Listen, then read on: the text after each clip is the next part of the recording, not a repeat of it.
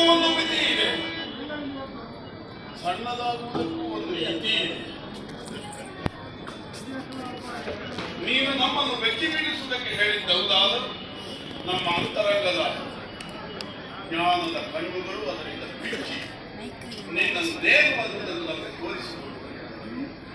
ತಸ್ಯ ಮಧ್ಯೆ ವಸುನಿಶಿಖಾ ಅಣೀಯೋರ್ಥವ್ಯವಸ್ಥಿತಃ.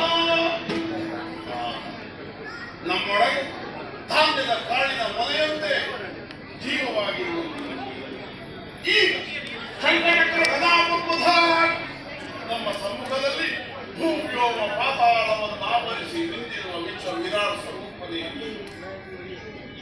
ಈಗ ಸ್ವಾಮಿ ನಮ್ಮೊಳಗೆಲ್ಲ ನಾರಾಯಣ ಭಾವ ಅಂತರ್ಬಹಿಷ್ಠದಂತರ್ವ್ಯಾಪಿತ ನಾರಾಯಣ ಕ್ರೋಧವಾಗಿ ತುಂಬಿರುವ ಈ ವಿಷ್ಣು ಭಾವ ನಮ್ಮನ್ನು ಬದುಕಬೇಕೆನ್ನುವ ಭಾವದಿಂದ ದೂರ ಕೊಂಡು ಹೋಗುತ್ತಿದೆ. ಇದುವರೆಗೆ ಅನ್ನಕ್ಕಾಗಿ ಒಂದಾಡಿ ಉಳಿಯುವಿಕೆಗಾಗಿ ಹಂಬಲಿಸಿದೆ. ಆದರೆ ಇನ್ನೀಗ ಊಟ ಬೇಡ, ವಸತಿ ಬೇಡ, ವಸನ ಬೇಡ, ಆದರೆ ಬೇಕೆಂಬ ಭಾವ ಬಲಿಯುತ್ತಿದೆ. ಆ ಬೇಕು ನಿನ್ನಂತವೇ ನಮ್ಮನ್ನು ಬೆಟ್ಟು ಮಾಡಿ ತೋರಿಸಿ. ಇದು ಯಾರು? ಸಕಲ ಜೀವಕ್ಕೆ ದಾತ. ಅವ ದಾತಾರು